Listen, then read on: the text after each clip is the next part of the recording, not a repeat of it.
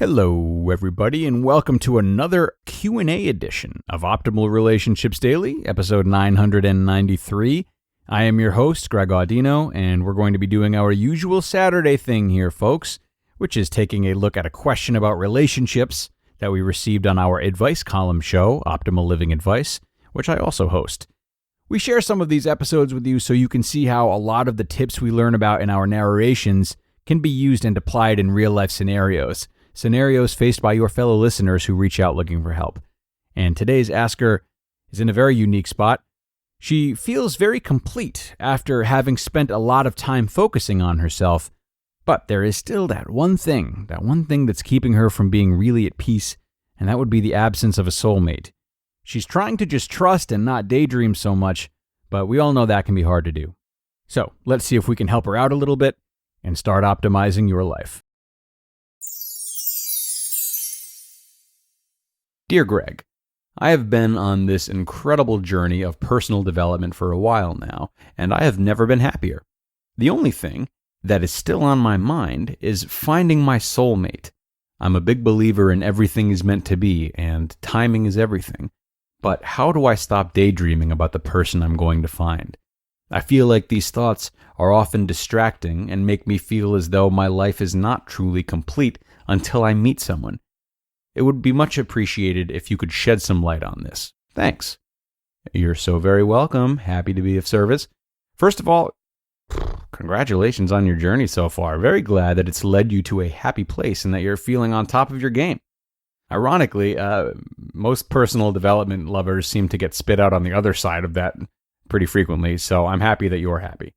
But yeah, this contrast is weird, isn't it? Believing that everything is meant to be on the one hand, but on the other hand, not feeling complete if you don't find someone. For anyone that throws themselves into personal development, it's important to realize that it's not really a means of cleaning your slate, you know? Personal development gurus might trick you into thinking that, one seminar will change your entire life, but they don't.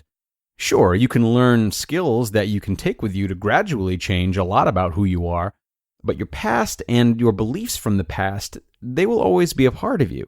What I'm getting at is that although you're on this personal development journey, which is doing a lot of good for you, there's nothing wrong with being caught up in your long-standing values and narratives about life being about love and happiness only being found when you're with someone else. So welcome these thoughts. They're you and they're natural. Real development is more about accepting these things rather than trying to change them. Any real change won't really occur without that acceptance as a prerequisite. Now, all that being said, connection is huge. Sure, if you've listened to this podcast at all, or if you've dabbled much in any personal development stuff, you've probably heard that you need to be happy with yourself first and foremost. You have to be whole before you can fully give yourself to another and all that stuff. And it's true. But that doesn't change the innate yearning for connection. What you and I both know, though, is that connection can't be forced.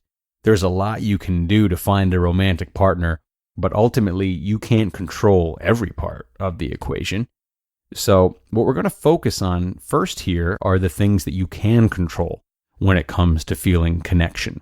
Yeah, romantic connection is very specific, but where else can you find connection in life that is not as difficult? Make sure that in your pursuit to find love, you aren't overlooking the connection found in friends and family, pets, or maybe volunteer work. I don't want to call them substitutes, but there are a lot of other outlets like these that can provide a great sense of connection and companionship.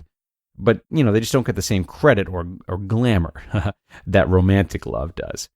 While you wait for your romance to show up or not show up, you're doing yourself a disservice if you're not seeking connection in these other ways.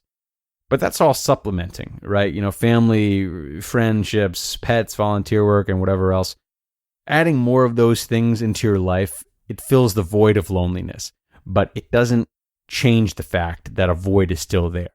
It's like if you had a big hole in the sand, the hole being loneliness, and then you fill the hole with rocks, being different types of connection.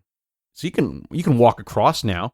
Hopefully the rocks aren't too jagged, but it's clear that there's still a hole there. And don't come at me about how sand is actually just crushed up rocks. I don't want to hear it. The problem is sort of fixed, right? But it could be better. There could be no sign of a hole whatsoever. I hope this is going somewhere. So, in addition to adding connection to your life in whatever form you can, supplementing, like the rocks, it's also helpful to remove the hole altogether, to change the way you value or think about loneliness instead of just patching it up with the rocks. As I mentioned at the beginning, it's important to honor your feelings and realize that there's nothing wrong with you for having them. But you can still try to make them healthier at the same time. Maybe this means reflecting on all the good things about being alone that are more challenging if you have a partner. Maybe it's about considering all the wonderful things you've done in the past that you could not have done if you were with someone. Maybe it's spending more time with other happy singles and getting a feel for how they handle it. Over time, these types of concentrated efforts bring new experiences that offer a new perspective on the benefits of being single. Just the same as the experiences you've had once upon a time that offered you a perspective on why it's better not to be single. It's a trade-off of experiences, and experiences are the best ways to alter values, hands down. Now, the final caveat worth mentioning, of course, there's always something. I have this term I like to use called the invisible anchor. I actually haven't used it in a while, so maybe I should get back into that. The invisible anchor is any single thing or concept that we trick ourselves into thinking will give us that final sense of everlasting security.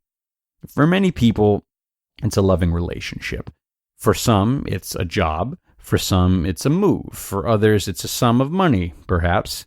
Any item that tricks us into thinking it will solve enough of our problems that our worry will be permanently deafened that's an invisible anchor, right? And it's a scam. There is no such thing. New problems will arise, new concerns. Whether or not you meet the love of your life, you'll likely keep finding reasons to feel your life is incomplete anyway.